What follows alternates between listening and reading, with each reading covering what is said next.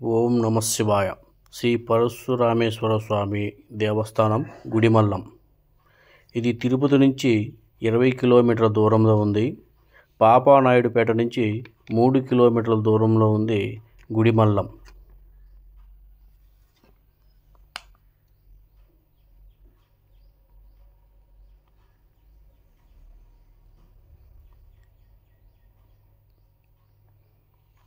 గుడి ఎంతో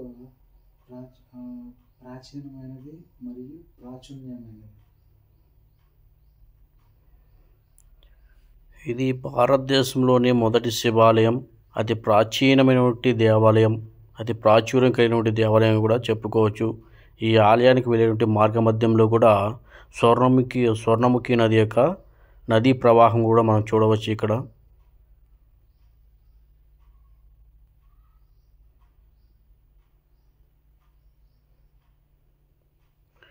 గుడిమల్లం, ఇక్కడ పరశురామేశ్వర స్వామి ఆలయానికి వెళ్ళినటువంటి దారి కుడివైపు నుంచైనా గుడివైపుకు వెళ్ళవచ్చు, ఎడమవైపు నుంచైనా వెళ్ళవచ్చు.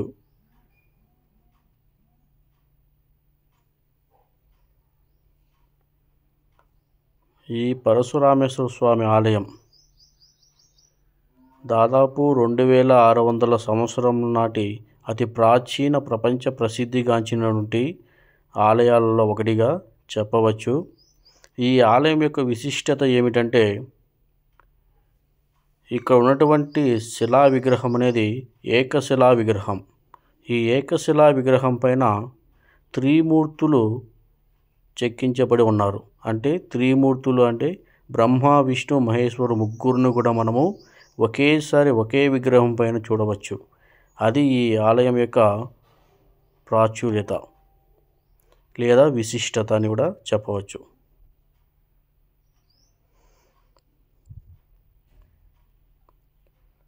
ఈ ఏకశిల పైన ఉన్నటువంటి త్రిమూర్తుల్లో బ్రహ్మ యక్ష రూపంలోను, విష్ణువు పరశురామ అవతారంలోను, శివుడు పురుషలింగాకారంతో ఈ స్వర్ణముఖి నదీ తీరాన వెలసి ఉన్నాడు.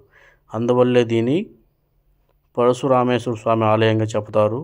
ఆ ఆలయానికి సంబంధించిన శిలా పల్లకలు కూడా ఇక్కడ ముద్రించబడి ఉన్నాయి. అవి కూడా మీరు ఒకసారి గమనించండి. చుట్టూ పచ్చటి గడ్డితో కప్పబడి చెట్లతో ఆహ్లాదకరమైన వాతావరణము ఈ గుడిలో మనకు కనిపిస్తుంది. మంచి ఆధ్యాత్మిక భావన, మనసుకు ఉల్లాసంగా ఉత్సాహవంతమైనటువంటి ప్రకృతి కనిపిస్తుంది. అలాగే ఈ గర్భాలయం అనేది మనం చూసుకుంటే, ఈ గర్భాలయ నిర్మాణం అనేది శివలింగాకృతిలోను, గోపురం అనేది గజపుష్ట ఆకారంలో ఉండుట ఈ ఆలయం యొక్క విశేషం. ఈ ఆలయంలో మూల విరాట్ భూమి ఉపరితలం నుండి 6 అడుగుల పల్లంలో ఉండుట చేత గుడి పల్లంగా అంటారు. అది అటు తర్వాత కాలంలో చూసుకుంటే గుడి మల్లంగా మారింది. చూడండి ఒకసారి గర్భాలయం, ఆ గోపురం కావచ్చు. అలాగే ఇక్కడ మనము శిలాశాసనాలు కూడా ఉన్నాయి. ఆ శిలాశాసనాలు కూడా చూడండి. ఇవి చాలా ప్రాచీనమైనటువంటి శిలాశాసనాలుగా చెప్పుకోవచ్చు.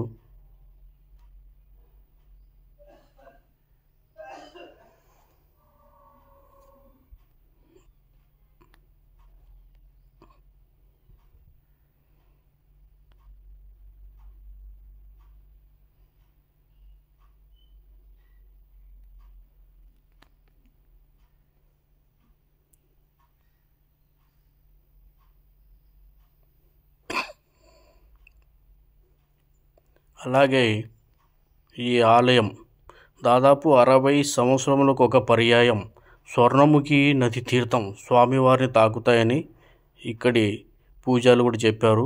2005 డిసెంబర్ 4వ తేదీన ఈ స్వర్ణముఖి నది జలం అనేది స్వామివారిని తాకడం జరిగింది.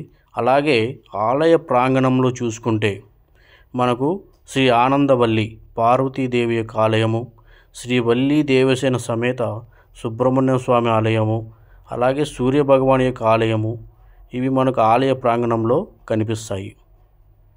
ఇక్కడ మనం చూడవచ్చు ఆ యొక్క ఆలయాలు. అలాగే ఇక్కడ ఉన్నటువంటి గార్డెన్,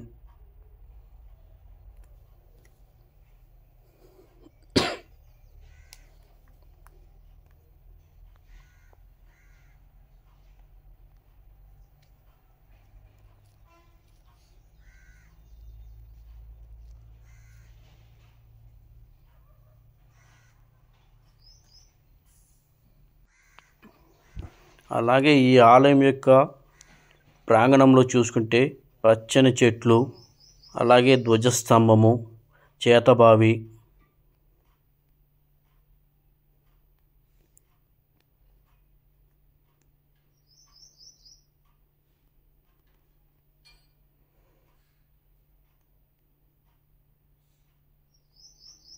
ఈ ఆలయం యొక్క విశిష్టత ఏమిటంటే ఉత్తరాయణం నుండి దక్షిణాయనం మారే దిశలో సూర్యకిరణాలు మూల విరాట్టును తాకుతాయని ప్రసిద్ధి. అలాగే ఇక్కడ ఉన్నటువంటి స్వామివారి యొక్క అనుగ్రహం వల్ల వివాహం ఆలస్యం అవుతున్న వారికి, సంతానం లేని వారికి స్వామివారికి అభిషేకం చేసే సంతాన ప్రాప్తి, వివాహం జరుగుతాయని ప్రసిద్ధి.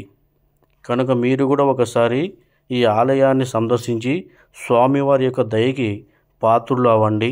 ఈ వీడియో మీకు నచ్చినట్లయితే లైక్, సబ్స్క్రైబ్ అండ్ షేర్ చేయండి. అలాగే మీరందరూ ఒకసారి ఈ స్వామివారిని దర్శించి ఈ స్వామివారి యొక్క అనుగ్రహానికి పాత్రులు కావాలని కోరుకుంటున్నాము. Thank you.